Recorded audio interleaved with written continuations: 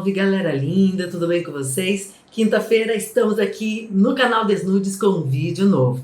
Eu sou a professora Fernanda Toscani e a gente vem aqui sempre trazer temas referentes à sexualidade, a drogas, temas polêmicos que ninguém discute, mas nós aqui no canal Desnudes trazemos para tirar todas essas dúvidas, tirar os estigmas e falar a verdade. Então, por isso, convido você a curtir o nosso canal, comentar, ativar o nosso sininho para aumentar o nosso engajamento e, é claro, se inscrever no nosso canal Desnudes e convidar seus amigos, conhecidos, enfim, sempre bom compartilhar conhecimento, não é mesmo?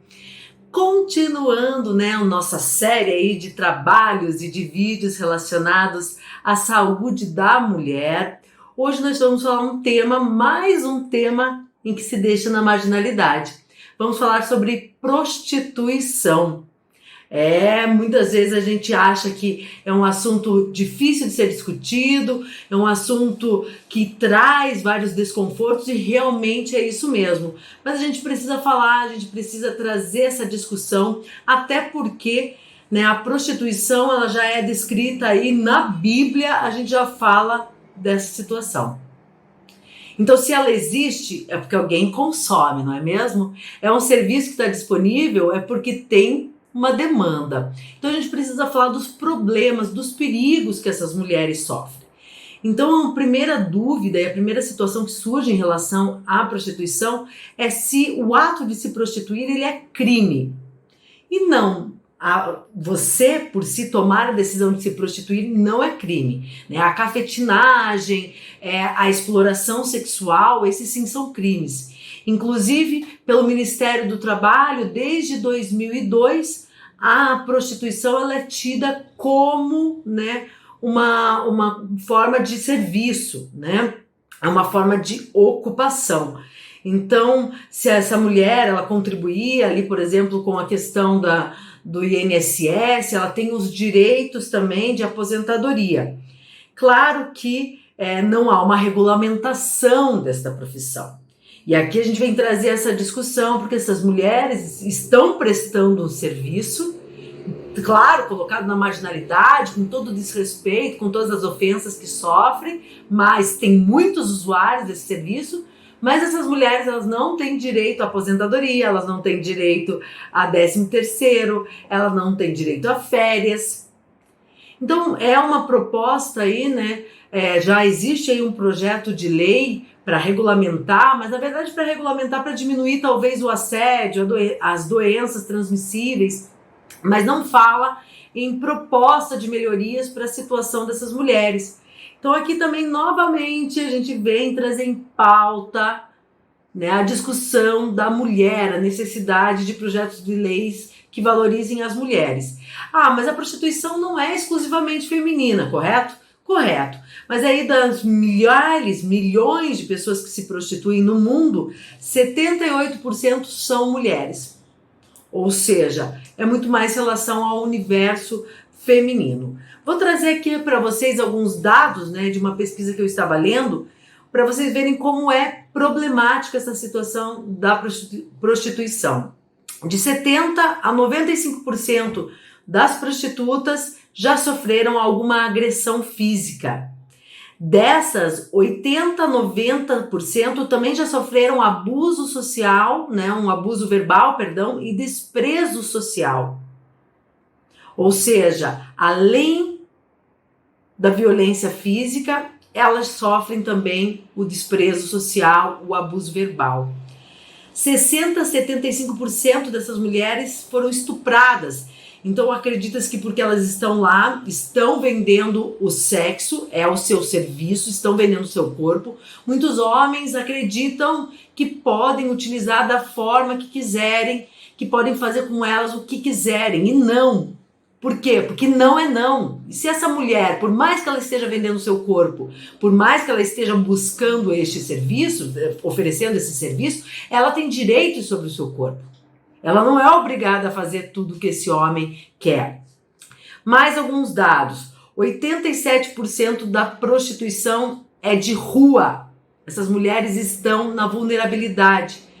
as casas de prostituição que deveriam ser legalizadas e terem um controle, uma fiscalização. Por quê? Porque a gente diminuiria essas situações de abuso, a gente diminuiria a situação de violência, de uso de drogas, de tráfico de drogas.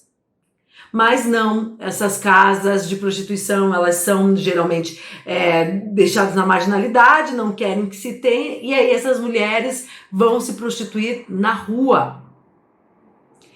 E aí a gente fala, né, a gente comentou que a prostituição não é crime, pensando, né, numa mulher maior de 18 anos, né, que está ciente dos seus atos, mas é diferente de exploração sexual. E a exploração sexual, ela já envolve aí para nós, geralmente menores de idade e tráfico de pessoas. Então muitas mulheres às vezes vão com a proposta de trabalhar no exterior e na verdade elas vão ser feitas de escravas sexuais. Então também, gente, a gente tem que tomar muito cuidado, a gente tem que aí se cercar de todas as informações, todas as viabilidades quando for fazer uma viagem, quando for fazer alguma proposta, ok? E mais um dado que eu achei interessante e que eu acredito que tem essa relação é que a maioria dessas mulheres, elas encontram-se na pobreza e por isso elas tomam essa atitude. É uma regra, Fernanda? Não, porque a gente sabe que tem muitas meninas aí em faculdades particulares, e eu conheço várias, que se prostituem para ter os seus luxos. Ela estuda lá odontologia numa universidade particular. E a prostituição paga seus luxos, paga sua faculdade e muitas vezes é aquilo que ela acredita que vale a pena. Mas a maioria das mulheres que estão nessa situação estão por necessidade. Há relatos de mulheres que vendem o corpo em troca de R$5. Outras, eu estava lendo um artigo que em regiões do nosso país onde não há energia elétrica, elas trocam por diesel para poder utilizar para produzir energia. Então é uma situação muito mais dramática. E o dado que eu acho interessante é que dessas mulheres que se prostituem, 24,3% possuem o ensino médio. Ou seja, a falta de informação, a falta, né, de estudo está relacionada a minimizar os potenciais dessas mulheres. E claro, quando a gente fala em prostituição, outras situações estão envolvidas, né? A gente tem a questão do turismo sexual. E aí você me pergunta, e eu já ouvi essa pergunta, existe uma região do nosso país em que ocorre maior índice de prostituição?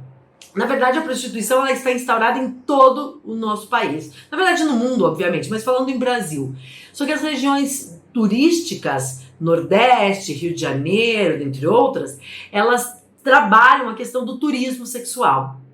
Então, muitos homens vêm de outros países e vão querer, então, as mulheres brasileiras, e aí se instala a questão do turismo sexual. Nordeste, regiões com maior índice de pobreza, as mulheres acabam cedendo a isso. Outra questão que está relacionada à prostituição, o uso de drogas. Dados colocam que várias mulheres se prostituem para ter acesso a drogas. Pedra de crack, tem mulher que se prostitui por uma pedra de crack. Outras para conseguir a cocaína, a bebida. Então, há uma intrínseca relação entre consumo de drogas e prostituição. A gente tem que ficar ligado e também fazer um trabalho de prevenção e de redução de vícios, né? E por fim, as DSTs. Muitos homens usam essas mulheres como seus objetos e não querem usar preservativo. E aí elas acabam adquirindo AIDS e outras doenças sexualmente transmissíveis.